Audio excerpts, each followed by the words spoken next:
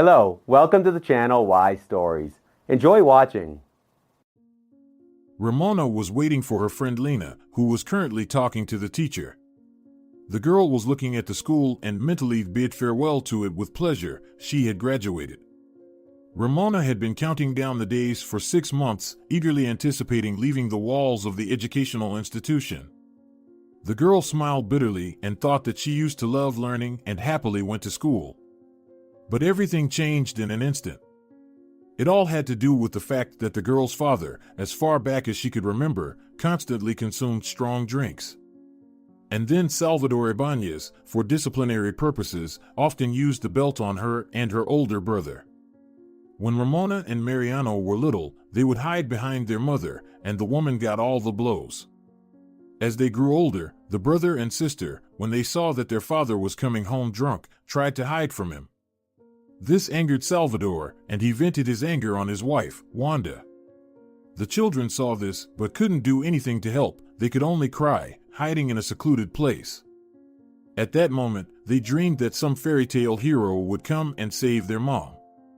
Ramona and her brother grew up and often asked their mother why she endured their father's abuse. In response, the woman would smile and say that when they grew up, they would understand.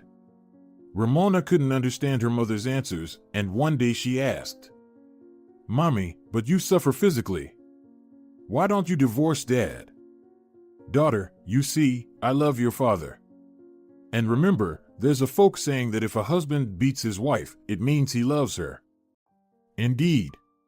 You often have to cover bruises with concealer." "I certainly don't want such a relationship with my future husband," the daughter said fervently. "Wait, grow up first. Then you'll understand when you get married." Time passed. Mariano was already 18.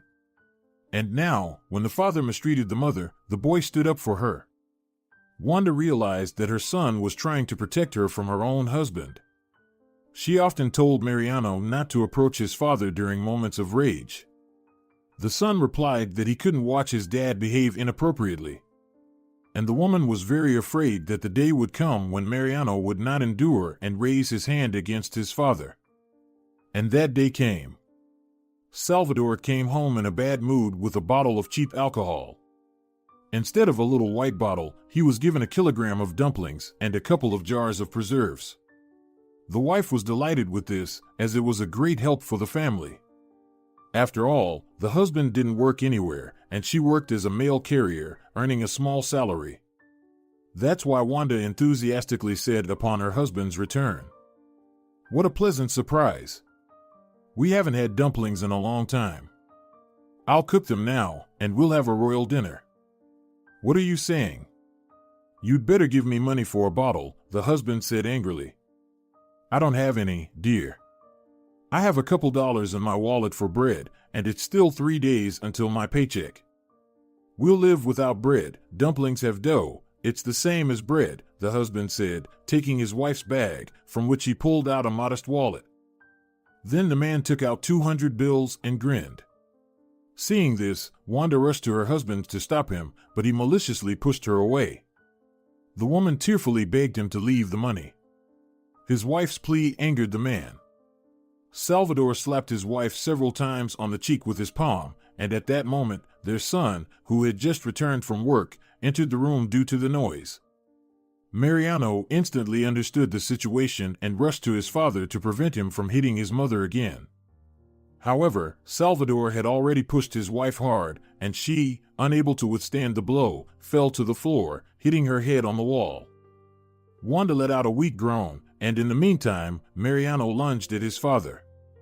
The head of the family, seeing that his son wanted to hit him, pushed the boy, and then a fight ensued between them. Wanda screamed for them to stop, and she got up from the floor to stop the scuffle. As soon as she approached them, her husband, scheming, kicked her in the side. The wife bent over and slowly sank to the floor. Mariano, seeing that his mother, grimacing in pain, had fallen, without hesitation ran to the kitchen, where he grabbed a knife. The young man returned and, in a fit of rage, inflicted several stab wounds on his father. Only when the father fell did he rush to his mother. Wanda grabbed her son's hand and asked him to call an ambulance. Soon, an ambulance arrived at the scene, followed by the police. The woman was taken to the hospital by ambulance, and Salvador was taken to the mortuary, as he had died from the injuries. Mariano was taken to the police station by law enforcement representatives, pending an investigation. Ramona learned all this when she came home from a walk. The neighbor, who was invited as a witness, informed her of everything. Ramona tried to get more information from the neighbor, but she said she didn't know all the details. The girl thanked the elderly woman and only then let her tears flow. She understood that, at the moment, she wouldn't find out anything concrete until she saw her mother. And she couldn't meet with her because the minibus to the city no longer ran at that time, and there was no money for a taxi. The girl didn't close her eyes all night. She had been speculating on what had happened. And as soon as morning came, she went to the city on the first bus. After a while, Ramona was sitting in her mother's hospital room, and Wanda quietly told her what had happened. The woman, as she was speaking, sporadically sobbed. She was trying to hold back her tears. When Wanda told her daughter everything, she began to get up from the bed, saying that she wouldn't lie in the hospital. Ramona tried to resist her mother, saying that she had already talked to the doctor, and the doctor said the victim had a broken arm and a concussion. After her daughter's words, the mother looked sadly at her and whispered, "Don't you understand? Your father is no longer alive, and your brother is awaiting punishment for what he did. But your escape won't change anything. It won't bring back father. You're right, but I must accompany my husband on his final journey. Somehow, he's still my spouse and deserves to be buried properly. Mom, I don't care about Dad. He constantly abused you, and my brother and I had our share of it too. And now he almost maimed you, and you're still thinking about him. Stop speaking ill of your father. You have no right to do that." The mother sharply replied, then added a bit more gently, "When you love someone with all your heart, you'll understand. And I loved your father." Soon, Wanda was discharged from the hospital in good condition. Mother and daughter, before heading home, stopped at the police station where Mariano was held. There, they learned that the young man would not be released because he was arrested for a serious crime, to which he openly confessed. Wanda pleaded with the law enforcement officer not to prosecute her son, as he had stood up for her. However, the officer told the woman that he couldn't decide anything and that there would be an investigation, followed by a trial. After some time, Salvador was buried. For Ramona, it was a big surprise that so many people came to bid farewell to this man who couldn't go a day without alcohol. The girl looked at the villagers with amazement as they spoke kind words about her father. Ramona couldn't understand how these people could speak so highly of a man who constantly abused his wife. The day after the funeral, Ramona's friend came, who already knew what had happened. Lina asked her friend how Wanda was feeling. Ramona smirked and sadly replied that her mother was mourning her beloved husband. Also, Mariano might face punishment. Lina sat down with her friend and said, "It will be tough for your mother to live here now, especially if she continues to mourn for Mariano." "What nonsense are you talking about? He's her son," Ramona exclaimed indignantly. "Don't get upset, but you know, I overheard my parents talking yesterday, and I'd better tell you everything so you're prepared for it. So they blame your brother for intentionally taking your father's life. You see, your father was like a lifesaver for the villagers. He had golden hands, he could fix a roof, build a log house, and dig a well, all for free. They'd buy him a bottle, and he'd be happy. And now they have no one to turn to for help without paying a lot of money. Our villagers just used his skills, they don't care what happens to Mariano. But he was defending my mother. He's not guilty of anything. But I explained to you why the villagers are talking like that. You and I know what your father was really like, but for others, he was always cheerful and always ready to help for a small fee. I'm just telling you this so you're prepared when you hear something inappropriate about you." And indeed, a couple of days after the father's funeral, Ramona went to the store for bread. As she was passing by, she saw a neighbor who lived a couple of houses away from them. Ramona politely greeted the woman, who gave her a disdainful look and remained silent. The girl shrugged in bewilderment and continued on her way when suddenly, unexpectedly, the neighbor said, "Mariano is a scoundrel. He killed such a person. In a few months, there will be no one to dig the garden because Salvador is no longer in this world.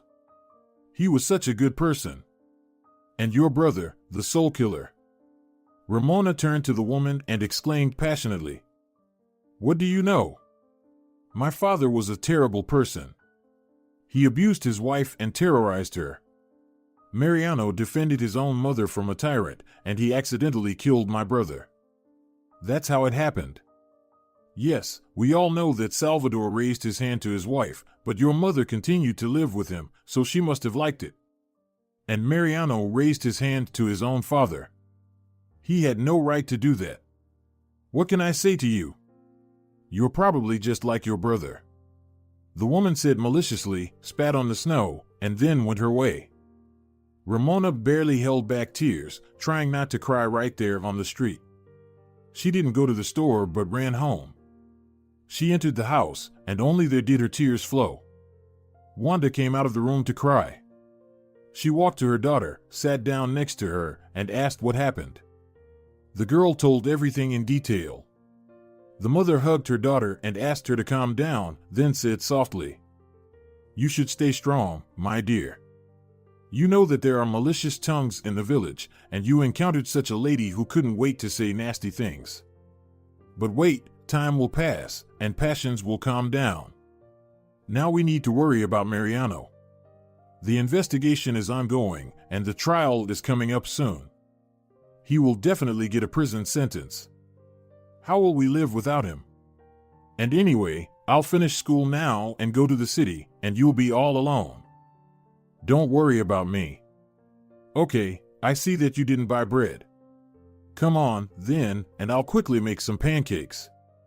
Soon, the trial took place. Mariano was given several years of imprisonment.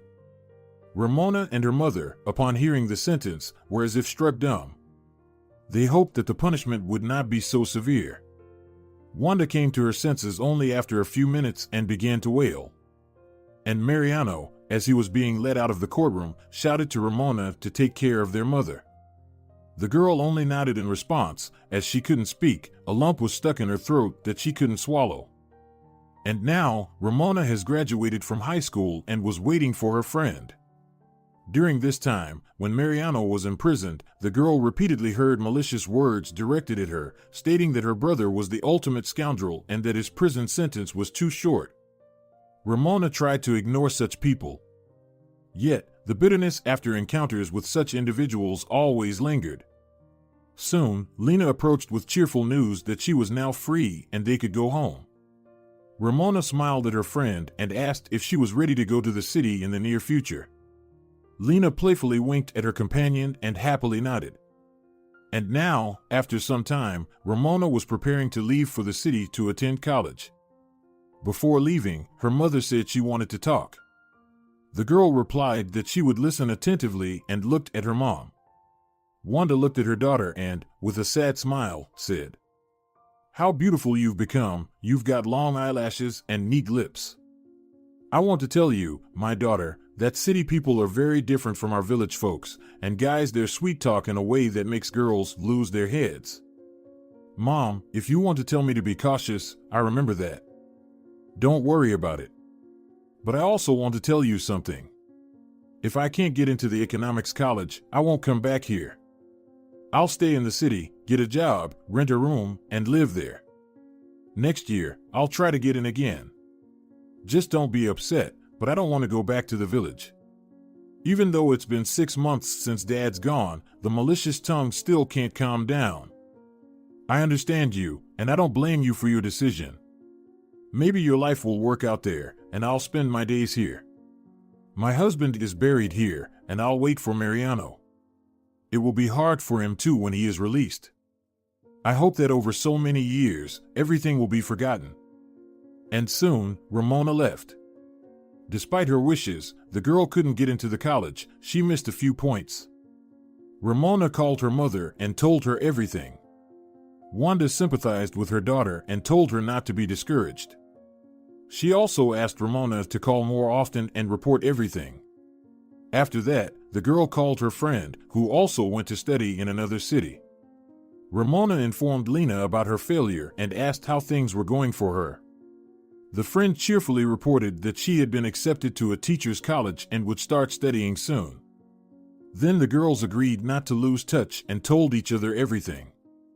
Ramona rented a room with a girl who also didn't get into the college. They became friends immediately before the exams and got along well. The girl lived in a neighboring village, and she also didn't want to return home. Her name was Serafina. Ramona immediately decided that she needed to find a job since she realized that her mother's salary wouldn't be enough to support her. At the same time, she knew that she needed to help her mother at the moment because Wanda was saving money to visit her son. Ramona was lucky with a job right away. She was hired at a small store where the working day was from 8 in the morning to 8 in the evening. The work schedule was 2 days of work and 2 days off. This suited the girl very well. However, after working for the first month, Ramona was unpleasantly surprised as there was stock-taking and a shortage.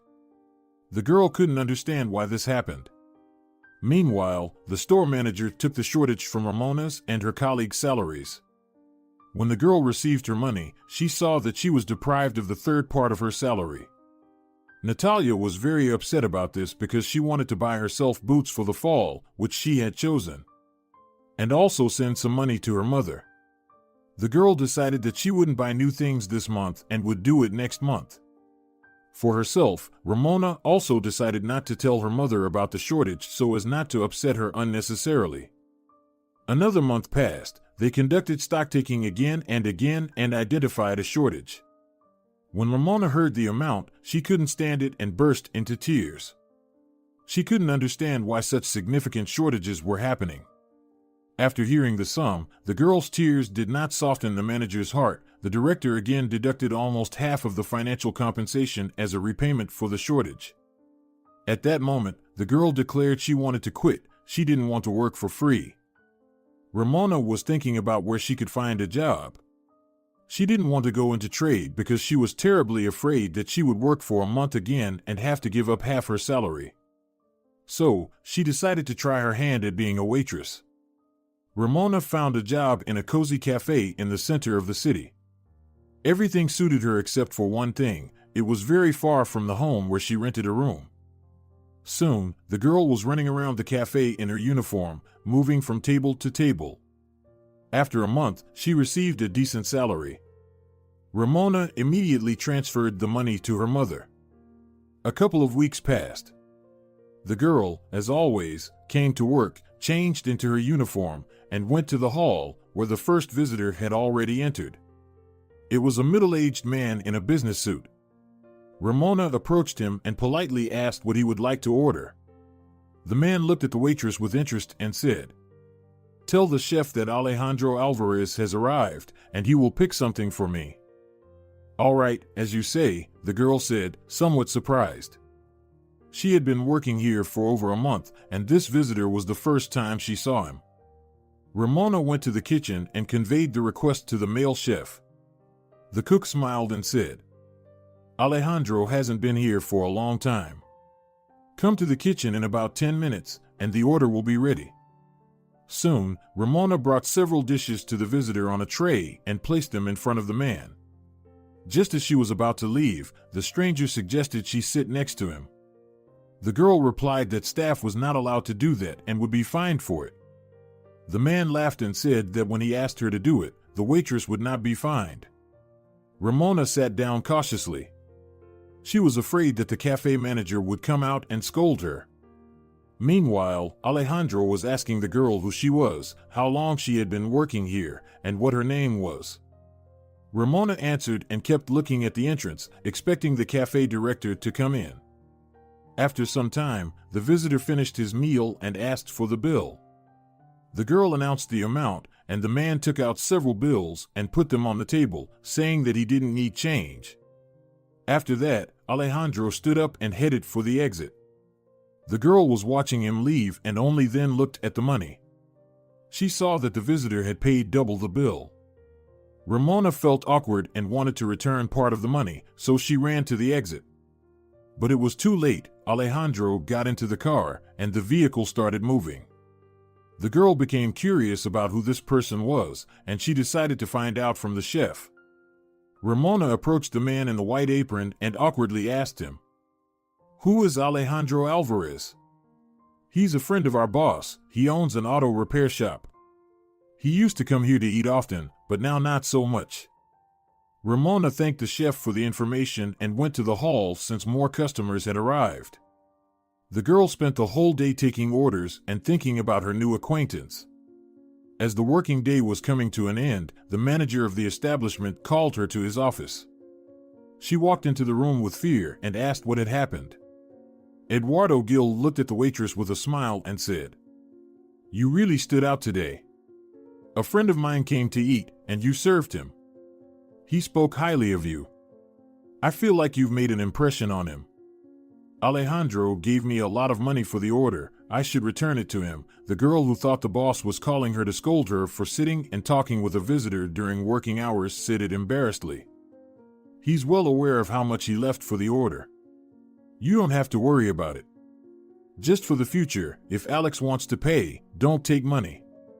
It's on the house. There will be another customer whose payment you don't need to take. You'll see him soon. He's also my friend. Thank you for letting me know." At that moment, the door to the office swung open, and a smiling Alejandro walked in. Eduardo got up from his chair and quickly approached his friend, hugging him immediately. Then the cafe manager said with a smile, "I see you had a good rest by the sea, and the tan skin suits you well." The girl looked at the new acquaintance at that moment and was about to slip away unnoticed when Alejandro asked her to stay for a moment. Ramona looked at the boss with embarrassment, and he nodded in agreement. Meanwhile, Alex turned to his friend. "The working day is almost over. Allow me to steal one of your waitresses a little earlier. I understand you're talking about Ramona. No questions, but only if the girl agrees. Trust me, we'll leave your office now, and I'll be able to persuade this beauty to let me escort her under a plausible pretext." "Well, try your luck," Eduardo said, laughing. After these words, Alejandro suggested that Ramona leave the office, and as soon as they left, he, smiling, asked for permission to accompany the girl home. She laughed and then said, "I think you've already decided everything without me. Still, tell me, what if I refuse your offer? What will you do?" "I'll cry loudly, and you'll be ashamed that they brought such a mature man to tears. You know, I'm not sure you should accompany me. We can just chat a bit near the cafe. Do you think I'm a little boy? So I'll stand near the cafe and chat with the beauty? No, thank you. How about I take you to a restaurant, and we can spend time there? Thanks, but definitely not. It's better to accompany me home, but I warn you, I live far away. Don't worry about it, I've got a car." Before long, Ramona was already sitting in Alejandro's car, and he was smiling while telling her about himself. The man explained that he was 31 years old and lived separately in a 2-room apartment from his mother. His father passed away last year. Alex himself is a self-employed entrepreneur. He was married at some point, but life didn't work out, leading to a divorce. He didn't have children from the marriage. Then the man mentioned that Eduardo was his best friend. There was another friend named Valeriano. Towards the end of his narrative, Alejandro added that he loves gourmet dishes and going to horse races. When the girl heard about horse races, she looked at her acquaintance with surprise. Seeing the girl's expression, Alejandro immediately asked what was unusual about what he said. Ramona, embarrassed, mentioned that she had never been to a horse race. Alejandro smiled and said, "Well, then I know where our first date will take place. I'll take you to the racetrack. Combine business with pleasure, as they say. Let's go this Sunday, that's tomorrow. I have a working day on Sunday, so I can't. We'll settle the work issue right now. You probably forgot that Eduardo is my best friend." And with these words, the man took out his cell phone and called his friend. Alejandro explained the situation and then asked to give the girl an unscheduled day off. In response, the friend laughed and said he gave his approval. After the call, Alex looked at Ramona and said with a smile, "Now you see how quickly all your problems are solved in my presence." "I see." Laughing, the girl said and added, "We've already arrived. It's time to say goodbye. You also need to go home. I'd still like to talk to you, but I see you're tired after a working day, and keeping you any longer would be selfish on my part. So, let me kiss your elegant hand, and you can run home." The girl extended her hand to the man, and he gently touched her palm with his lips. Ramona felt shivers running down her body from this touch. She had never experienced such close contact with a man. Alejandro pressed his lips against her hand for a few moments and then released the girl's hand. Ramona suddenly felt that she blushed and quickly opened the car door, jumping out of the car without even saying goodbye to her new acquaintance. When the girl entered her apartment, she walked to the window, hoping the car would still be there, but it was already gone. Disappointed, she sighed and headed to the bathroom to take a shower. Standing under the water, she recalled the conversation with Alejandro, then his touch on her hand. Afterward, her thoughts shifted to tomorrow's date at the racetrack. Suddenly, it struck her like an electric shock. They didn't discuss the time she needed to leave home. And they didn't exchange phone numbers. Annoyed, she bit her lower lip. She didn't know how to fix the situation now. The next morning, Ramona woke up in a terrible mood. She understood that the date wouldn't happen because she wouldn't spend the whole day guarding Alejandro before his departure. The girl tried not to think about the meeting that wouldn't take place, but the thoughts kept returning. And every now and then, she found herself approaching the window. As it approached 2 o'clock, the phone rang. Ramona looked at the number. It was unfamiliar to her. She answered and instantly recognized Alejandro's voice, which kindly said, "You rushed away so swiftly yesterday, I didn't even get a chance to know your phone number. But you're calling me right now," happily exclaimed the girl. "Of course, I had to pull strings with Eduardo again. He, as a true leader, has the phone numbers of his staff. So, we're wasting time. In short, you have just over an hour to get ready. Then, as soon as I arrive, I'll call you, and you'll come out." "Okay, deal." The girl disconnected and laughed cheerfully. At that moment, she was happy. She really liked this man, and she wanted to spend as much time with him as possible. She even involuntarily thought that perhaps this person could be her significant other in life. Soon, the young people were at the racetrack. The girl was watching the race and asked many questions of her companion. The young man answered with a smile. Once the race was over, the girl asked the man how often he went to races. Alejandro admitted that it varied. He explained that it all depended on circumstances. After the racetrack, the young people went for a ride. They were chatting on various topics in the meantime. The girl enjoyed the time with the guy. She wished this day wouldn't end. She felt so good at that moment. However, Alejandro, closer to 9 p.m., dropped Ramona off at home and said it was time for him to leave because he had to get up early for work the next day. The companion barely held back a sigh of disappointment. And, like yesterday, the man kissed the girl's hand again, and she felt the same sensation as the day before. Ramona came home and thought she would have 2 days off now. She really hoped to spend these days with Alejandro. But during this time, the man never called once. Ramona was disappointed and thought that, apparently, he didn't like her behavior. And now, the working day has come. She came to work, and her first visitor was Alejandro. Ramona, seeing him, didn't know what to think. He beckoned her over and asked only for a cup of coffee. The girl fulfilled the man's request and was about to leave when Alex said, "Sit down. There's a bartender, he'll handle the role of the waiter. I want to tell you that you won't work here anymore." "What do you mean?" the interlocutor asked in confusion. "You've been on my mind these days. I don't know how to express myself in love, but I'm insanely drawn to you. I'll be more concise. I suggest we start living together." But we don't know each other at all. No, this doesn't suit me. Well, what kind of people are you, women? You want all relationships to go through a marriage agency. Alejandro said with a slightly noticeable irritation and then added, well, you haven't been a little girl for a long time, and you know perfectly well that you need to get to know each other not only in conversation but also in bed. And only then will we formalize the relationship. But here, you are mistaken. Maybe you've had a bunch of girls, and you're well read in those very bedroom scenes. As for me, I can say that I'm innocent in this matter.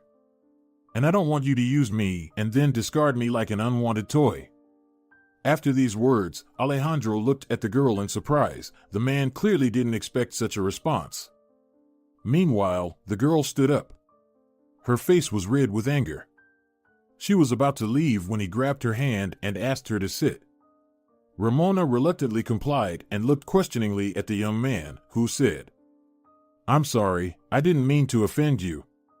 It's just that, at your age, all the girls know a lot about delicate matters. Not everyone.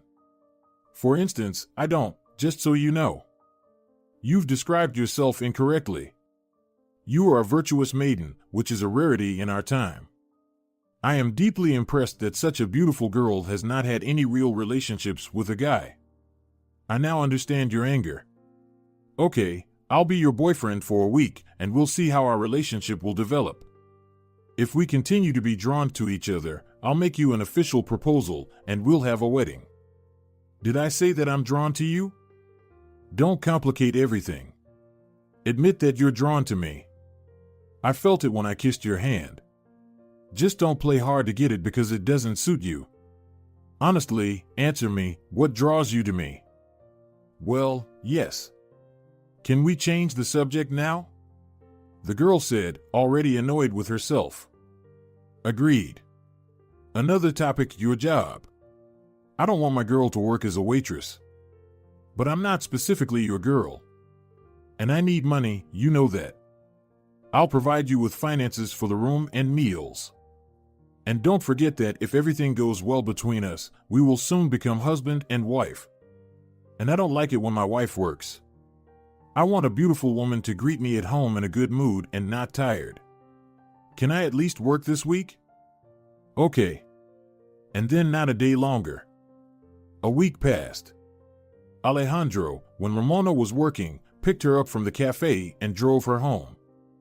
The man called her every day and consistently asked how she spent the day when he didn't come. The girl happily reported that she was studying a culinary book. After a week, the man made a formal proposal to the girl, which she accepted with delight. And after that, as her chosen one insisted, Ramona resigned from her job. About her engagement, the girl initially told her mother, who was overjoyed that her daughter had found her beloved. Afterward, Ramona called her friend and also told her about her upcoming marriage. Lina warmly congratulated her friend and solemnly promised to attend the wedding. Soon, Ramona had the opportunity to meet her future mother-in-law, who lived in a 3-room apartment. Marga Alvarez turned out to be a gracious woman who warmly welcomed the girl at their first meeting. Ramona was pleased that she and her lover's mother had established friendly relations from the very beginning. Later, the girl also met her chosen one's third friend. He was a young man of 27 named Valeriano. Alejandro's friend immediately appreciated the girl's beauty and told his friend that if he had known that such a charming waitress as Ramona worked at Eduardo's place, he would have visited much earlier than Alejandro. Ramona appreciated Valeriano's compliment, but her chosen one scowled at his friend. When there were 2 weeks left until the wedding, the girl hinted that it was necessary to visit her mother so that Alejandro could meet his future mother-in-law. The man reluctantly accepted the girl's suggestion, but he understood that it had to be done. One day, the young couple went to the village. When Alejandro found himself a guest at Wanda's house, he subtly wrinkled his nose with disgust. Ramona happily introduced her fiancé to her mother and then helped her mom set the festive table. Meanwhile, Alex examined the surroundings. When the table was set, the hostess invited her dear guest. The future son-in-law sat down and looked at the dishes in front of him, then quietly said, Is this considered a festive treat? Fried potatoes with mushrooms, a plate of cheap boiled sausage, pickles from a jar, and a couple of salads that rational housewives usually prepare for the winter stock? Ramona felt uncomfortable with her chosen one expressing himself so critically about the festive table. She looked at Alejandro and whispered that her mom couldn't afford much. The lover also whispered back that they could have at least fried some chicken. The hostess heard this dialogue clearly and said, "No need to whisper, I hear everything perfectly. Alejandro, I understand that you're probably accustomed to more sophisticated dishes, but everything here is simple. I don't keep chickens, and I don't want to buy them in the store because who knows what they're fed with. You could buy from the neighbors, but they sell at an unreasonably high price. And there's one more circumstance. I think your bride told you that her brother is in prison. So, I'm slowly saving up because the place is not close. We need to go north, and tickets are quite expensive nowadays. Therefore, my dear, don't be angry with me for such a careless table. Mom, don't worry, everything is fine. Alex will now try your potatoes, and you won't be able to pull him away in bulk. He just doesn't know how wonderfully you cook," exclaimed Ramona, who, with a serious expression, looked at her chosen one. So, he leisurely took a spoon and served himself some potatoes. After that, Ramona handed him a fork and looked meaningfully at him. Alejandro took the fork and ate a little of the potatoes. Afterward, he smiled tensely and said, "I probably rushed to criticize everything. These potatoes are simply divine. I'll be happy if my wife cooks this product so deliciously."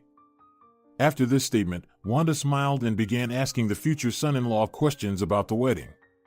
Alejandro answered, occasionally glancing at his watch. The homeowner noticed this and asked how long the couple would stay. The guest politely replied that they would head home in a couple of hours. Wanda sighed with disappointment. The elderly woman hoped they would spend the night together. Moreover, she was eager to gossip with her daughter, which she openly mentioned. Seeing that her beloved was no longer eating, Ramona suggested he watch TV while she helped her mom clear the table. When alone with her mother, the girl immediately apologized for her fiancé's behavior. In response, the mother smiled and said, "Nothing to worry about, your young man spoke the truth. It would have been much worse if he had done it behind our backs." Alex expressed his opinion. But still, he was wrong. "You better tell me, how long have you known him?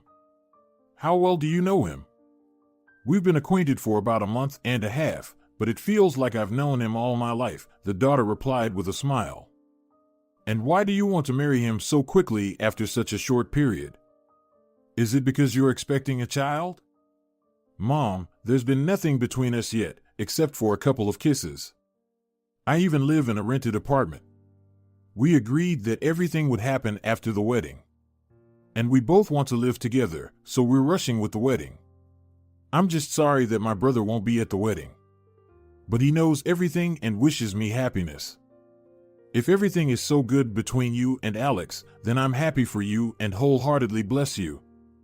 Soon, the young couple left the village. On the way to the city, Ramona told her fiancé that he behaved rudely towards her mother. Alejandro frowned and irritably said that he didn't expect to see such poor living conditions. The girl looked angrily at her companion and asked him not to speak about her mother's home in that tone. The man looked at his beloved and then chuckled quietly, saying, "How beautiful you are in your anger right now. I would kiss you all over like that. Well, don't be angry with me." Time passed, and the wedding day arrived. There were many people on the groom's side whom the girl didn't know. On Ramona's side, only her mother, friend, and the girl she shared an apartment with were present. Immediately after the wedding, Ramona moved in with her husband. The girl eagerly began to settle into her new place, wanting their apartment to be cozy and comfortable. Ramona also didn't forget that her husband was very picky about food. Therefore, she often browsed a cooking website to find interesting dishes to prepare for her spouse for dinner. Sometimes she had questions about cooking. In these cases, she called Eduardo, the chef, for advice. Time flew by, and it was approaching the moment when the girl wanted to enroll in college again. The day before, she mentioned it to her husband. Alejandro looked at his wife in surprise and asked why she needed to tackle the hardships of education. Ramona responded with confusion. "I need to have an education. Am I supposed to go through life uneducated?" "Dear, tone down your wild imagination. Other girls dream of living without doing anything, and you talk about some studies. You better always look the way you are. It's so pleasant to be with you. I hear from many that I snagged a diamond, and it's all about you. And Valeriano still swoons over you. He can't get over not meeting you before me. Sometimes I feel like you married not me but my appearance. But let's seriously talk about education. Do you really think I enjoy depending on you and not having money for extra expenses? You'll have a job soon. I have some plans, but they're still in progress. And about education, I told you seriously, it's all nonsense. Better study the cookbook. It will come in handy for you soon." Ramona realized that she would have to forget about education. The young woman didn't want to conflict with her husband over this. So, she decided to stay at home for now and be an exemplary wife and a good homemaker. Another 6 months passed. During this time, the girl's mother visited her son in prison, and Ramona's friend got married to a businessman. The friends still frequently called each other and shared news. Lina often asked her friend when she would have her first child. Ramona had to lie to her friend all the time, saying it wasn't the right time, although, in reality, she dreamed of becoming a mother. But her husband was against it. He said they needed to stand on their feet financially before thinking about children. For this reason, the man even made his chosen one take contraceptive pills. Several more months passed. Ramona, sitting at home, was watching a women's program. Then they showed a happy mother who gave birth to triplets. The young woman involuntarily teared up with tenderness. And at that moment, her husband came home from work. He looked at his wife in surprise and asked what had happened. The young woman wiped away her tears and said, "We've been living together for 2 years now, and I want us to have a complete family. I want us to have a child.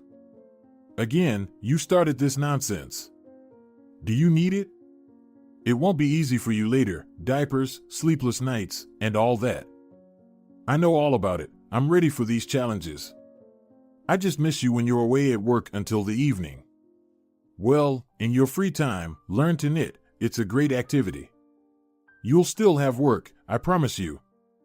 The girl realized that talking to her husband about children was pointless. So, she decided to deceitfully get pregnant. The young woman stopped taking contraceptive measures, and after a while, she realized she was pregnant. To confirm her suspicions, Ramona visited a women's consultation where the doctor congratulated her on the upcoming addition to the family. The young woman was excited while flying home. Now she was thinking about how to tell her husband the news. Ramona waited for her husband to return from work, trying to come up with various ways to break the news to her betrothed. When Alejandro entered the house, she simply said in the corridor, "I'm pregnant. I went to the doctor today." "But how could this happen? You were taking pills." "Yes, I asked the doctor the same thing, but he told me that there can be glitches in the body, and the pills didn't have the desired effect." "Well, that's what happened. So, we need to terminate the pregnancy," the husband said dryly. "It's too late. The time for that has passed."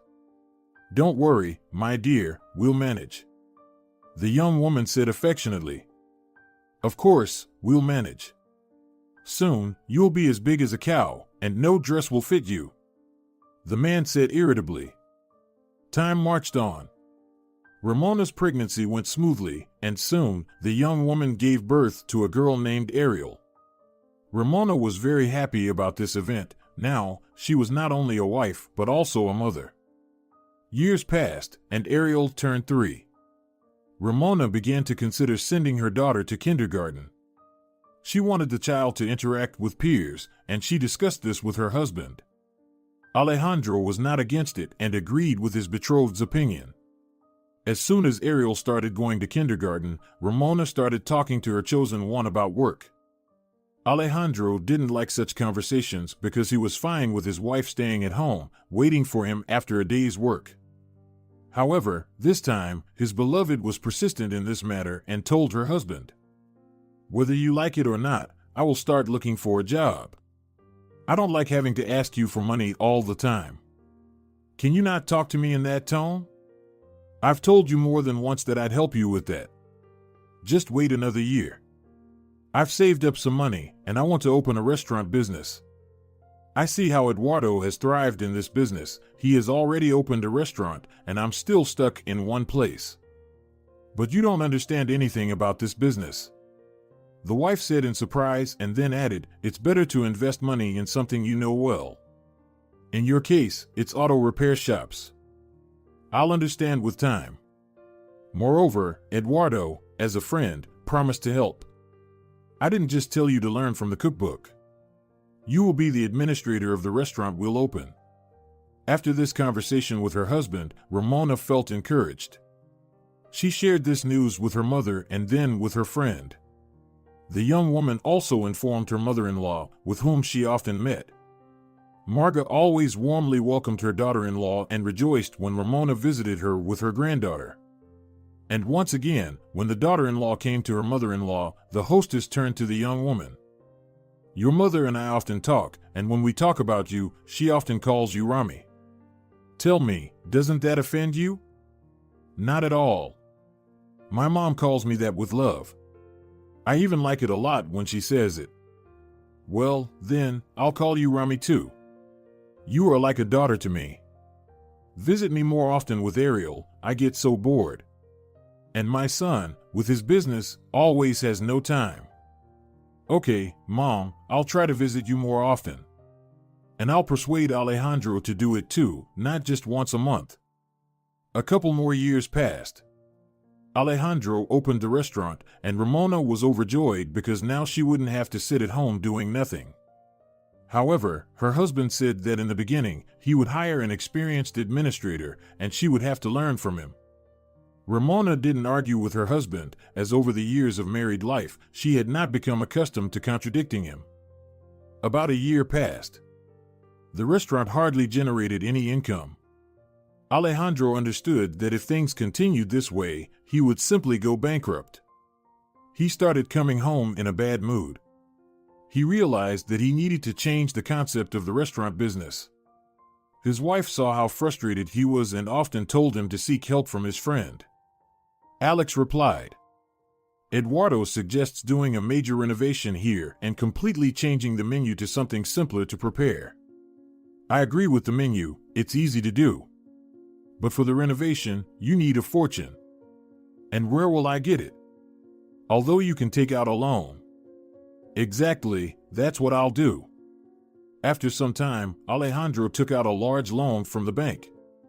The restaurant was closed for renovation, which lasted more than a month. New furniture and equipment were purchased. Ramona had been watching all this time as her husband enthusiastically worked on the restaurant. She hoped that after all these changes, the establishment would start making a profit.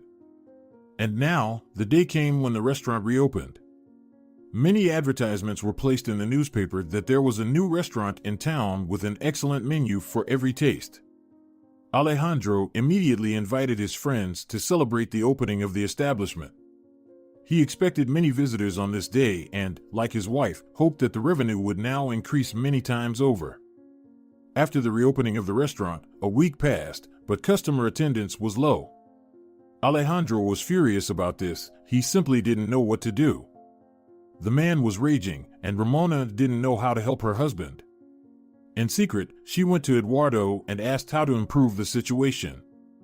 The friend of her husband replied, "I initially told Alex that this was a doomed venture. You can see where the restaurant is located. The elite live there, and rich people won't deliberately go there. When Alex wanted to open a restaurant there, I immediately told him that he needed to either make a canteen or a cheap eatery. But you know your husband. If he sticks to something, you won't budge him. Maybe you could talk to him again? You'd see how he's tormented." I can't stand to see him like this without crying. My words mean nothing to him, you understand that too. My advice to you is to try to persuade him to sell this restaurant to have something to pay off the loan. Okay, thanks for the advice. As soon as Ramona mentioned selling the restaurant, she immediately provoked a storm of indignation from her husband. He shouted at her for the first time and rudely told her not to interfere in his affairs. After the unsuccessful conversation, the young woman took her daughter and, almost in tears, went to her mother-in-law. Coming to Marga, Ramona told her about the quarrel with her husband. The apartment owner asked her future daughter-in-law to calm down and offered to stay overnight at her place.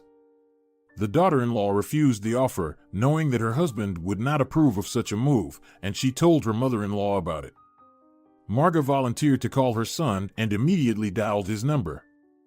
Alex, you know, I would like Ramona and Ariel to stay overnight at my place today. What kind of nonsense is this? She's a married woman and should be with her husband. I'll come for her right now. Son, I know you have problems with your business, and now you're taking it out on Ramona. Let her rest for just one day with me. I'm on my way. The man said harshly and hung up the phone. Alejandro was at his mother's place in about 40 minutes. He entered the apartment and, not hesitating in front of his mother, sternly told his wife that he wouldn't allow their disputes to be taken outside the home. In response to this, Ramona said that she had come to her mother-in-law to have a heart-to-heart talk and discuss their problems. Alejandro replied to this. What is happening in our family should only be between us. That is between me and you, and there is no need to involve mothers in this. Did you understand everything? Yes. The young woman said fearfully.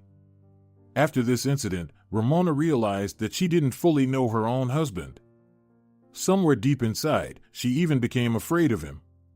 The woman had been dreaming that life with her husband would return to its usual course, where they rejoiced every day. Some time passed. Alejandro returned from the restaurant in a gloomy mood, and as if by a twist of fate, it was necessary to pay off the loan, but there were no finances. The income from the auto repair shop did not cover all the expenses, and the revenue from the restaurant was utterly meager. Banks began to call the man frequently, demanding repayment of the loan. When someone called again, Alex answered. After hanging up, he turned to his wife. It's all settled. We need to sell the restaurant before it's too late. I haven't been able to pay the staff for 2 months now. There's no point in continuing this business if it doesn't bring in any income. I'm very glad you came to this decision. The wife, who was actually delighted with her husband's words, responded warmly. Alejandro soon sold the restaurant, and the proceeds from the sale went to pay off the bank loan. Once this happened, Ramona sighed in relief as her husband stopped getting nervous about the failed business. However, the young woman still secretly dreamed of working. But she realized that her fiancé would crush her desire. That's when Ramona found a way out. She started earning money online. She performed simple tasks on social media, earning a small income. 2 months after selling the restaurant, Alejandro came home in a dejected state. Ramona inquired sympathetically about what had happened to her husband. Trying to hide his irritation, he replied that he had been at Eduardo's, and things were going excellently for him. The wife was surprised by her lover's words and said, "You should be happy that everything is going well for your friend in this regard. Don't you understand that I also want to ride high on the horse, not pick up scraps from the table? Are you really envious of Eduardo?" Ramona unexpectedly asked, surprised by this revelation. It's a complicated question. Perhaps deep down there is some envy, but we still need additional income. It's time to move into more luxurious apartments. I mean, we need to buy a 3-room apartment and sell this one. There's only one way, to open another auto repair shop. Well, where will you get the money? Are you going to take out another loan? No. The man categorically replied and added, I don't want to deal with banks anymore. We need to come up with something else. After this conversation, a month passed, and one morning, when her husband went to work, Ramona turned on the laptop. She was about to take on a task on social media when the phone rang. The woman picked up the phone and heard her neighbor's excited voice, who lived across from her mother. She reported that Wanda had been taken to the hospital with a heart attack. Ramona gasped in fear and immediately called her husband. As soon as Alejandro answered, she quickly delivered the sad news and asked him to take her to the hospital. The husband, with a hint of annoyance, asked, "And how long are you planning to stay there?" "Until Mom gets better. I can go with Ariel or leave her with your mom, it's up to you. I'll only allow my daughter to go to the village. There's no need to burden my mother with a child." "As you wish, dear," replied the girl, smiling. She understood from her husband's words that Alejandro still envied her and, therefore, didn't want to let her go alone. After some time, Ramona was already sitting by her mother's side, who was lying in the hospital bed. The young woman stroked Wanda's hand and spoke tenderly, assuring her that everything would be fine. The sick woman looked at her daughter and asked her not to worry. In response, Ramona nodded and said that she needed to call her brother and inform him about their mother's illness. The young woman didn't even suspect that with her call, Mariano would bring trouble to himself. Several days passed. Ramona returned home from the hospital to her mother. Suddenly, 2 police cars overtook her. At that moment, she was wondering what had happened in their village if so many law enforcement officers had arrived. To her surprise, the car stopped near her mother's house. Ramona approached the uninvited guests and asked, "What happened?" "We need Wanda Ibanez," said a stern-looking man in uniform. "She's in the hospital. I'm her daughter. Mariano escaped from prison and injured one of our officers in the process. We are looking for him." "Was he here?" "No. He wanted to visit Mom, so he did this." The young woman said it barely audibly and felt that something was wrong. Meanwhile, the interlocutor asked to open the house for inspection. At that moment, a signal sounded on his radio. The man answered and, a few moments later, reported that the operation to find the escaped criminal was over since Mariano was caught. After that, Ramona followed into the house, where she burst into desperate tears. She realized perfectly well that her brother had escaped just to visit their mother. Mariano was afraid that their mother wouldn't survive until he got out of prison. Ramona also understood that her brother would now face additional charges for the escape. The woman knew that this news should never be told to her mother, who, with her weak heart, might not survive the sad news. Some time passed, and now Ramona's mother has been discharged. Wanda asked her daughter to live with Ariel at her place for some more time. Ramona couldn't refuse her mother's request, although her husband called every day, asking when she would finally return home. After a few days of Wanda being discharged, Alejandro knew about it.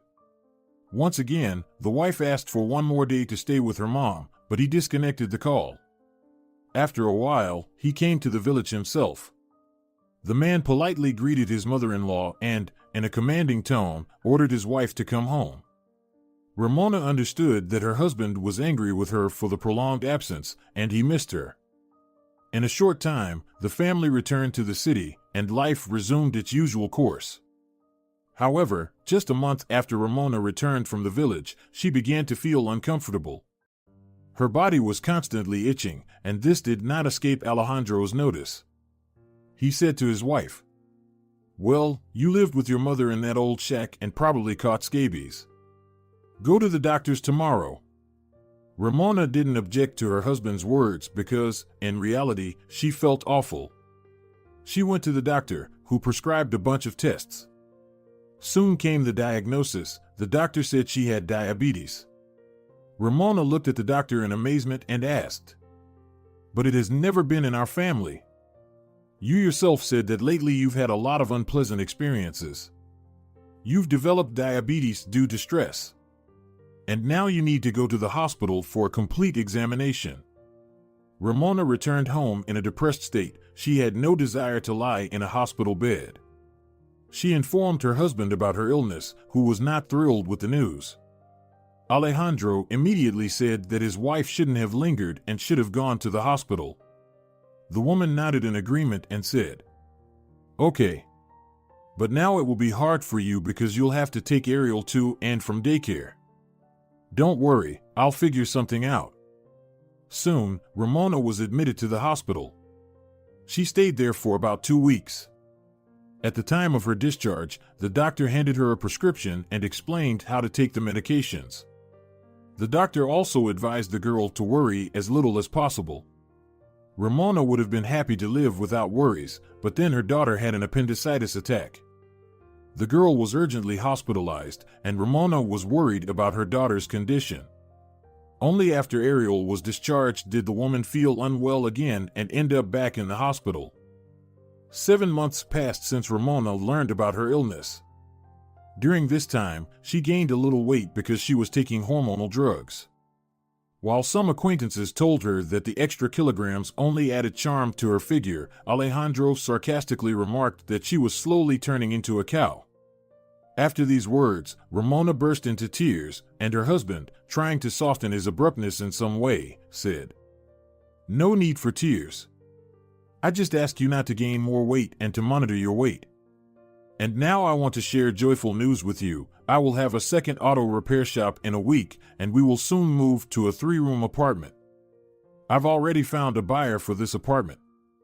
"But where did you get the money?" asked the chosen one in amazement. "You need to know the right places. In the meantime, start packing your things slowly." And soon Alejandro opened his second auto repair shop, and the family moved into a 3-room apartment. The move to a new place of residence was a big challenge for Ramona. She was nervous about everything, whether she would get along with the neighbors, whether they would live too far from her mother-in-law, and whether her daughter would have to go to 1st grade. Due to this move, she wouldn't be able to enroll her child in school on time. As a result, the woman ended up back in the hospital. And when her husband came to visit her, she asked him, "Let your mother help you with Ariel. With your business now, you don't have time for household chores. Invite Marga to live with us while I'm not there. I won't call my mom. Moreover, she was going to leave. I'll handle this situation myself, and Ariel will be fine. Don't worry about our daughter." "Where is she going?" "She didn't tell me anything." "True, I haven't called her for a long time about this move. Please don't bother your mom at this time.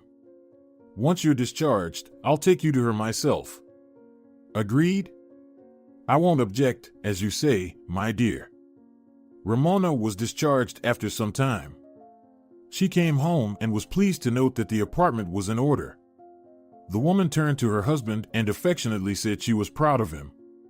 Alejandro, in turn, handed his chosen one a notebook and told her to start recording the calories she consumes each day. Ramona looked at her husband in surprise and said he was out of his mind. Alejandro stepped aside, then gestured towards the mirror and suggested his wife look at herself in it. The woman complied with her husband's request and looked at him again. Seeing that his life companion was puzzled, he said, "You've gained a couple more extra kilograms that don't suit you anymore. Do I really have to explain the obvious to you? I don't understand. Do you love me, or is only my figure important to you?" "Both. So let's stop this meaningless dialogue." After these words, Ramona locked herself in the bathroom and cried for a long time. She hated herself for gaining extra weight and decided that she urgently needed to work on her figure without feeling sorry for herself. Only after these thoughts could the woman calm down and leave the bathroom. The next day, Ramona got up early in the morning while her husband and daughter were still asleep. She weighed herself, recorded the weight in the notebook, and then did her morning exercises. While doing the exercises, she mentally encouraged herself, not only for her beloved but also for her health. After that, Ramona saw her husband off to work and took her daughter to school. She then started studying the calorie table. The woman decided that she would cook separately for herself and only with low-calorie products. She created a menu and put it in a visible place in the kitchen. Several days passed. Ramona continued to exercise every morning and cook separately for herself and her family. She believed that she could succeed and regain her previous figure. When a week had passed, Ramona stepped on the scales and was horrified to notice that she had only lost 260 grams during this time. She was disappointed with the result and decided to talk to her mother-in-law. Ramona called Marga, but the subscriber was out of reach. When her husband came home from work, she told him that she had tried to call her mother but couldn't. After hearing this, Alejandro looked directly at his wife and calmly informed her that his mom had moved to another country. Ramona looked astonished at her husband and said, "How can this be? Why didn't she say goodbye? Why didn't you tell me anything? It's a long story, be patient. Once she settles down, she will definitely call you. She just got a new suitor, and he suggested moving to his homeland." She agreed. Besides, Mom doesn't have to justify her actions to us. She's an adult. That's not the point. It's not about Marga having to justify herself to us, exclaimed the young woman indignantly. She wiped away the tears that had welled up with her hand and continued, "It's entirely different. We got along so well, and she secretly left without saying a word to us. It's not fair to relatives. That's what I'm talking about now. Calm down. I explained to you that she had compelling reasons to do so. Let's just close this topic. Besides, you have a hungry husband returning from work, and he wants to eat like a wolf." Ramona had no choice but to silently go to the kitchen, set the table, and feed her husband. She did all this mechanically, as her thoughts were occupied by her mother-in-law's actions. She couldn't believe that Marga had acted in such a way. Ramona was simply hurt that her mother-in-law had treated her and Ariel like this.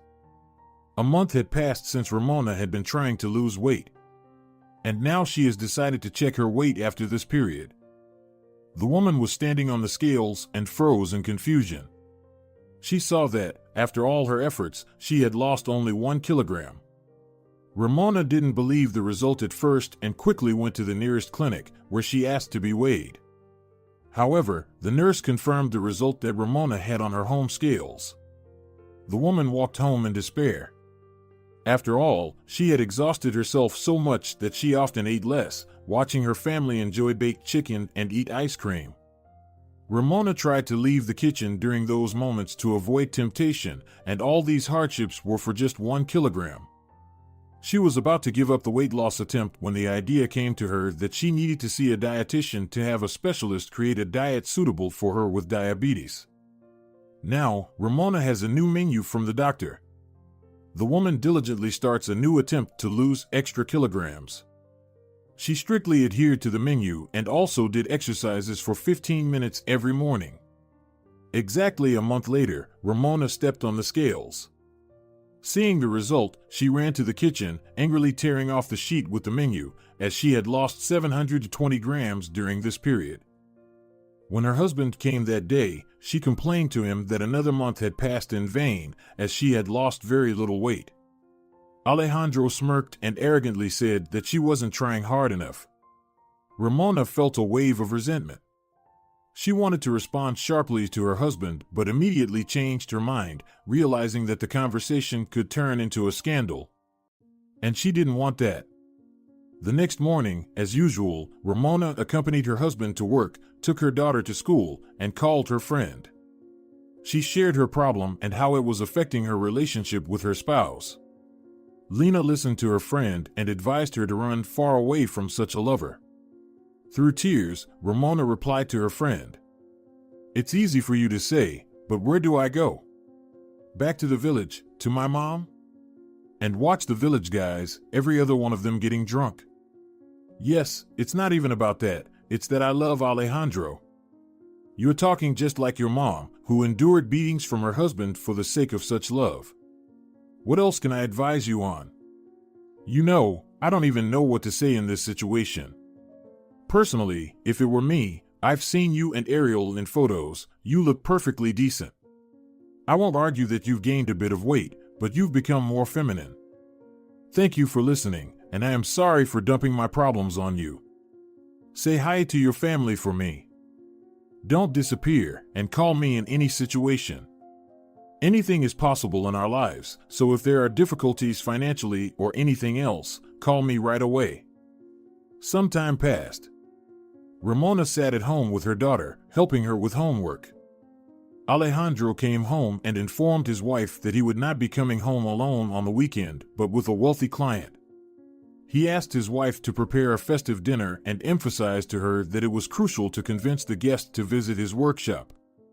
The chosen one did not ask unnecessary questions and promised her husband to set an exquisite table. Sunday arrived, and Alejandro came home with a man dressed in an expensive suit. The head of the family invited the guest into the living room, where the table was set with numerous dishes.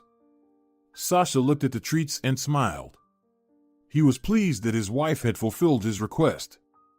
Meanwhile, the guest also appreciated the dishes and said, "Your wife cooks excellently," and after these words, the man looked at Ramona, who was standing modestly aside. The guest clicked his tongue and said, "Your chosen one is excellent in every way."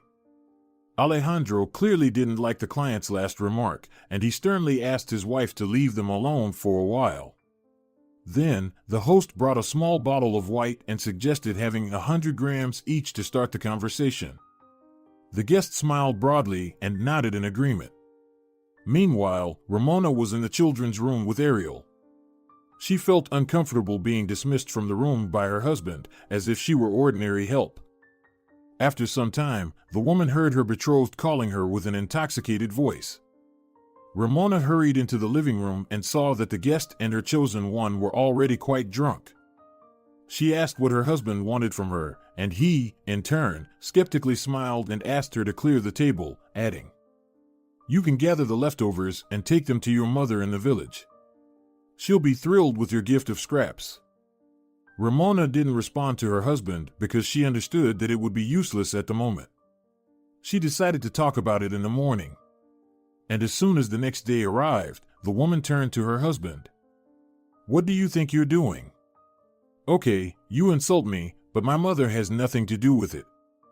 You're starting to look like a village cow, so I'm using those words. But then why don't you divorce me if you hate me so much? You cook well, and don't forget we have a daughter.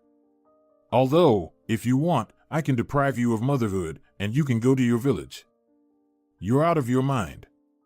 Aren't you ashamed?" exclaimed the wife with tears in her eyes and hurried to leave the room to avoid seeing her betrothed. Only now did she realize that her husband didn't value her at all. It was at that moment that she inexplicably remembered her mother-in-law, Marga. Ramona herself didn't understand what led her to think about Marga. Unnoticed, 2 weeks passed. During this time, Ramona realized that the relationship between her and her husband had cooled. She tried to preserve the family union. She even visited a sorceress to help her regain her husband's love. Ramona performed a mysterious ritual, but it yielded no results. Alejandro could still easily offend his wife. The woman was desperate, and after yet another insult from her husband, she decided to tell her mother the truth about her life with her betrothed. Until then, Ramona had hidden everything from her mom, not wanting to burden her unnecessarily. She was afraid for Wanda's fragile heart. Soon, Ramona sat at her mother's house, tearfully telling her about her relationship with her spouse. The elderly woman silently listened to her daughter, and as soon as she finished speaking, she said sadly, "If it's so bad with Alex, why don't you leave him?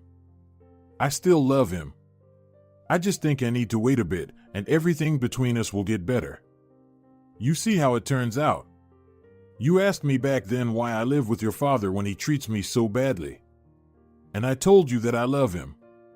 And now you're saying the same words to me. Sweetheart, believe me, Alex won't change, and you just have to endure it since you love him so much." Some more time passed. Ramona clearly realized that the old family relationship couldn't be restored. Also, she learned that her husband had a mistress on the side. The woman understood that she needed to leave her spouse, and so one day she told him this. When Alejandro heard about it, he laughed and said she could roll in any direction she wanted and forget about Ariel. Ramona looked at her husband in horror and realized that he wasn't joking but might turn his words into reality. In that moment, Ramona decided to steer the conversation in a different direction. She asked her betrothed about his mother. As soon as Alejandro heard the question, he involuntarily flinched. The woman noticed this movement, and his reaction put her on edge. Meanwhile, the betrothed hastened to reply that his mother would call soon. Unsatisfied with Alex's response, she decided to visit her mother-in-law at the old address. Soon, Ramona found herself on the landing where Marga used to live. Lost in thought, she was startled as the door suddenly opened and Marga's neighbor stepped out. Ramona immediately addressed the pensioner. "I came to visit Marga. I know that she moved." "Wait. You're her daughter-in-law, right? Didn't your husband tell you he placed his mother in a nursing home?" "Alex told me that his mother left with a companion to live abroad," Ramona said with confusion. "Nonsense. Honestly. Come to my place, I'll tell you something." The two women entered the apartment and walked into the living room. Ramona sat in one of the armchairs, and the pensioner sat on the couch nearby. The hostess of the apartment explained that lately Marga has been struggling with high blood pressure and deteriorating health.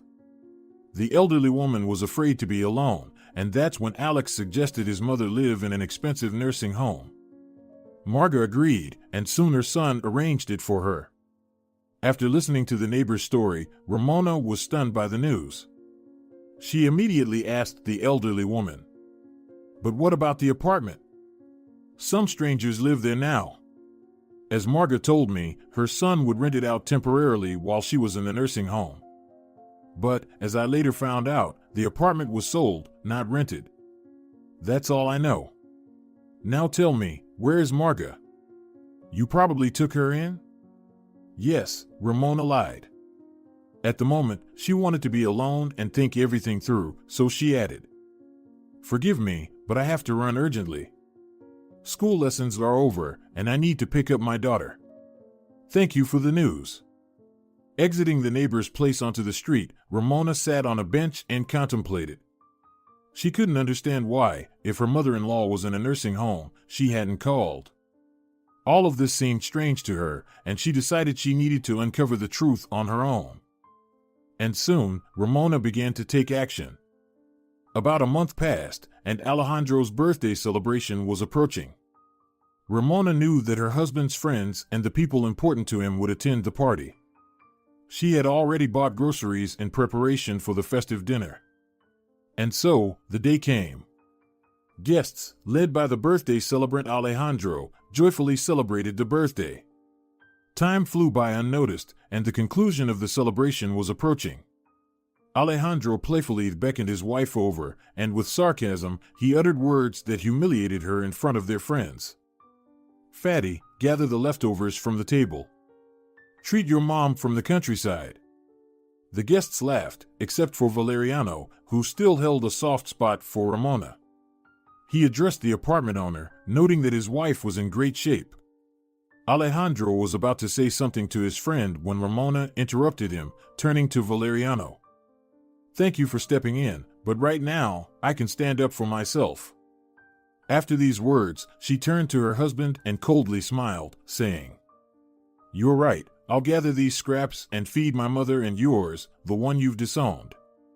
"What nonsense are you talking?" Alejandro growled fiercely.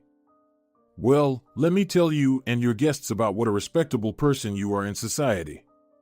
I think you've spun tales, claiming that your mother left with a lover abroad. But that never happened. You manipulated everyone, and now it's time for everyone to know the truth.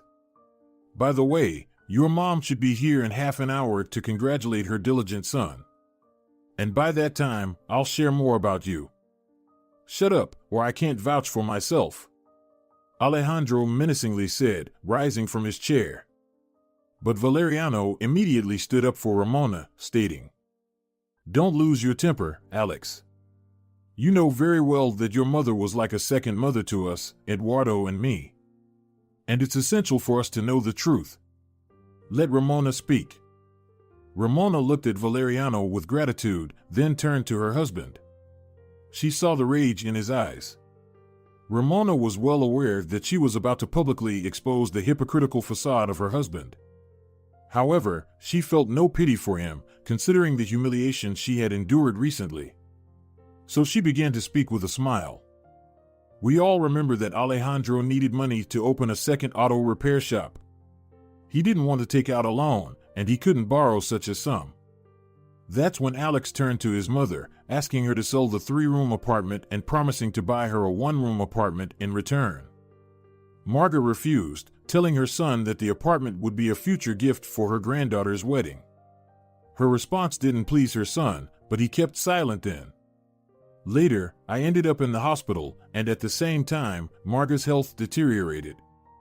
She turned to her son, asking Alex to take her in. However, Alejandro told his mother that he had an emergency at work and couldn't properly take care of her. Instead, he suggested she stay in an expensive nursing home.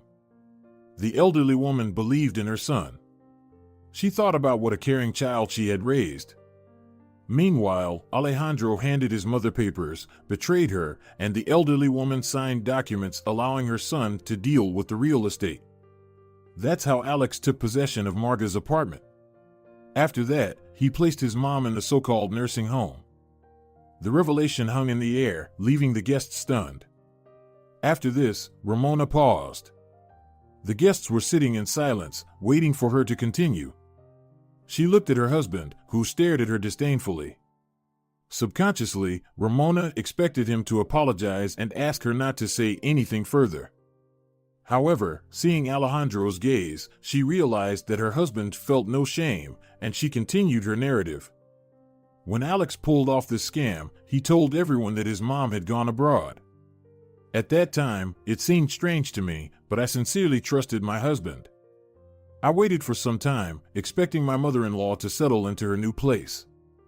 However, as time passed, Marga didn't show up. So, I turned to my husband about it. Astonishingly, Alejandro was evasive about his mother when I asked. That's when I felt something was wrong. I went to the address where my mother-in-law used to live. There, I accidentally ran into a neighbor who told me everything about the nursing home. I was shocked by my husband's lies, but chose not to confront him and began searching for Marga on my own. I visited several nursing homes, but she wasn't anywhere to be found. I was bewildered, not knowing how to locate my mother-in-law.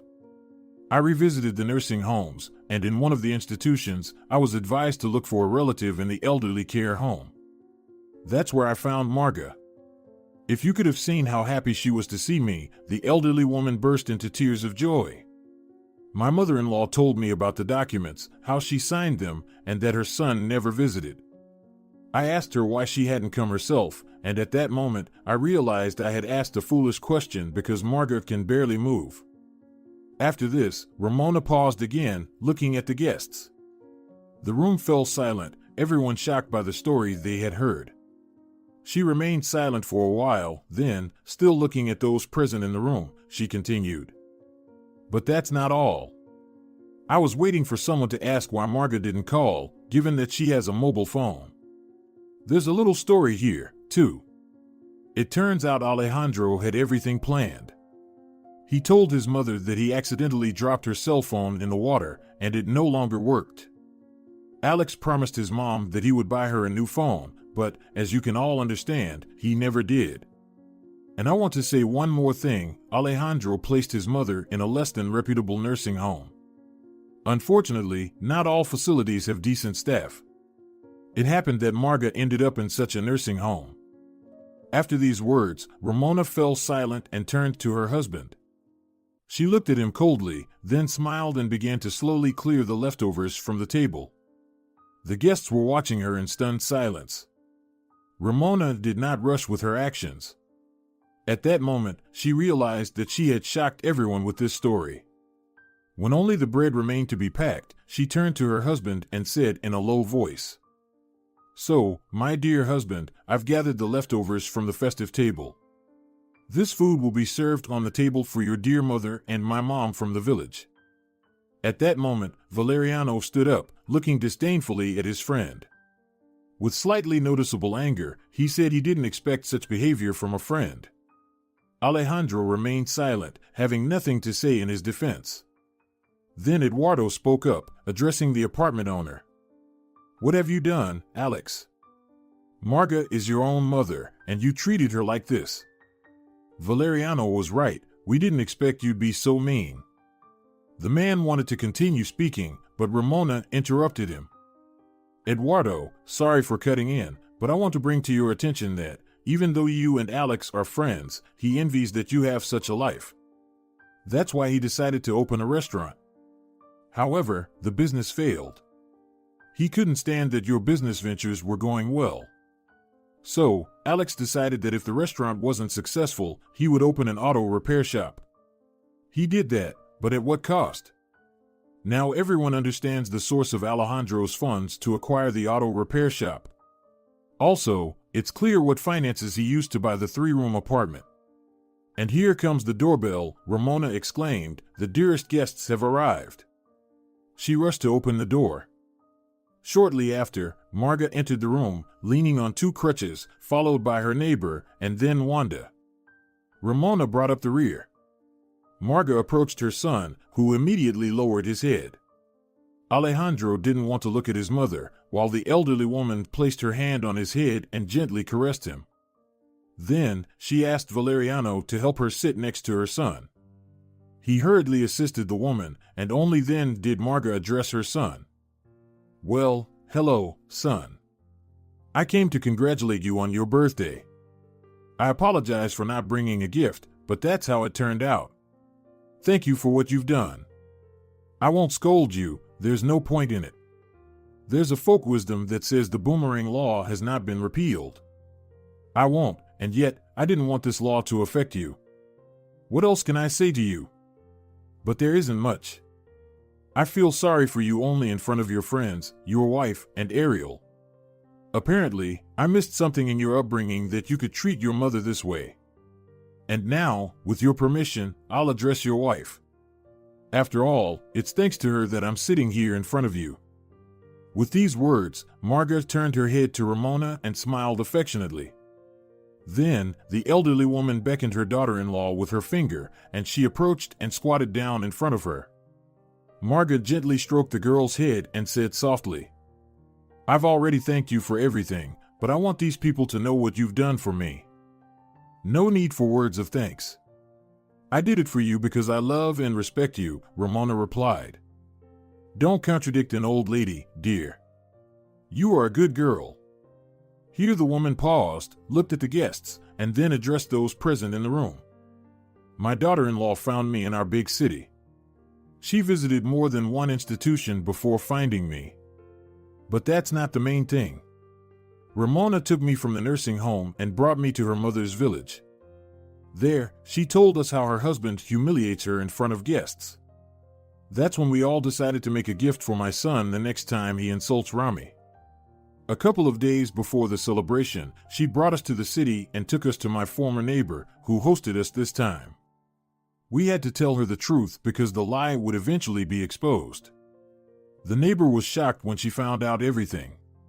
She thought I was living with my son. Marga fell silent, and silence reigned. None of those present in the room wanted to speak.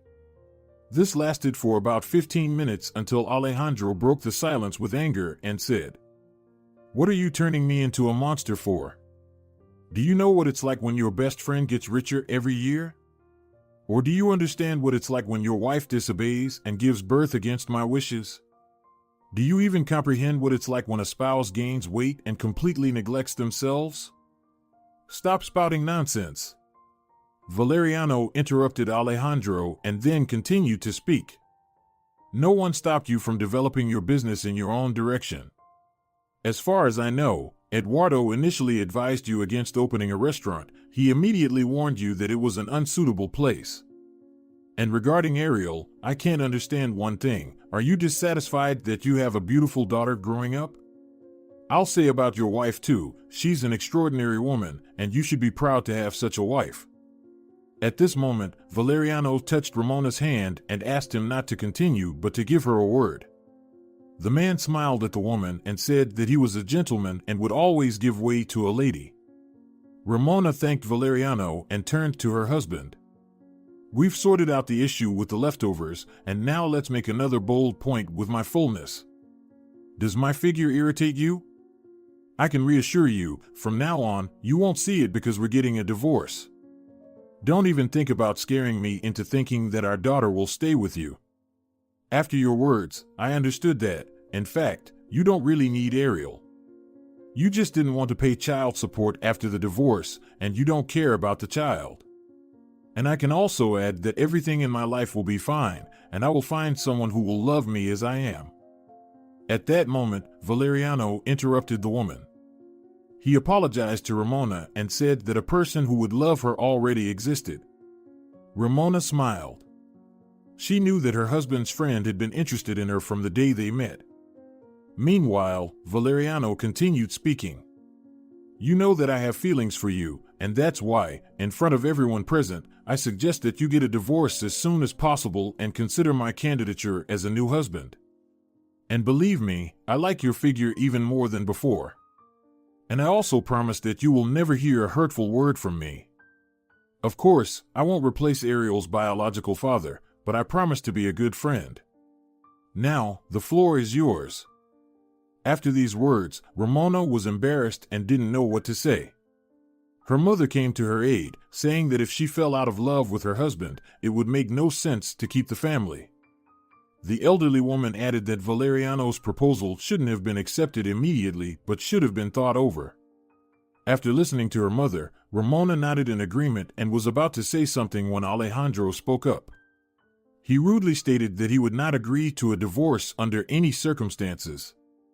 At that moment, his chosen one looked at him and said with surprise, "Wait, you hate me. So why resist the divorce? I can also say that I don't love you. Everything burns out, it happens. So there's no need to act all high and mighty now. I already told you wouldn't get a divorce."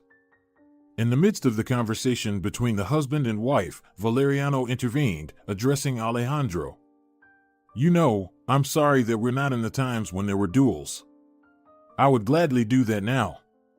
From this moment on, you understand that our friendship is over. I won't even shake your hand when we meet, I'll just walk by, not noticing you. And as for you, you can shake the air with as many empty words as you want, but the divorce will happen because your wife wants it. And if you try to intimidate Ramona, believe me, she has a protector ready to go to great lengths to ensure this woman is happy. You are to blame for what happened. Ramona loved you with all her heart, and you knew it, as did everyone else. But you mocked her and trampled on her love. So be a man now, step aside, and don't hinder Ramona from living on. Valeriano spoke up and turned to his beloved woman. He smiled encouragingly at her and asked her not to worry. In response, Ramona smiled and thanked the man again for his support. Then Valeriano turned to Marga and said, "You shouldn't be ashamed of your son in front of us. Alejandro is no longer a child, and he must be responsible for his actions. Also, I suggest that both you and Ramona's mother live with me at the dacha. There's fresh air, there's heating, in short, all the conditions for heavenly living. And now I suggest that we all leave the host's apartment. Let him stay alone with his thoughts. I think he has a lot to think about." After these words, Valeriano suggested that Ramona gather the most necessary things. The woman looked at the man in surprise and asked where she would live. He laughed and offered his own apartment. Ramona smiled and replied that she hadn't accepted his proposal regarding hand and heart yet, so there was no need to hurry. Valeriano smiled and said, "Well, think about it at my place. And you know I'll behave like a true gentleman. If you don't accept my offer, we'll find you separate accommodations." Ramona looked at Valeriano with gratitude once again, and unexpectedly, everyone replied that she had agreed to become his wife. Those present in the room cheered and applauded, except for Alejandro, who went to the window and turned away from everyone. Alex's mother approached him and quietly said, "Son, you're to blame for everything yourself. And now, here's my motherly advice, think about your behavior. It's never too late to change for the better. If you realize that, you know where to find me. Look for me either at Ramona's mother's place or at Valeriano's country house. I would really like you to find the strength in yourself to realize what you've done in this life. That's all I wanted to tell you, son." If you're enjoying it as well, leave a like and subscribe.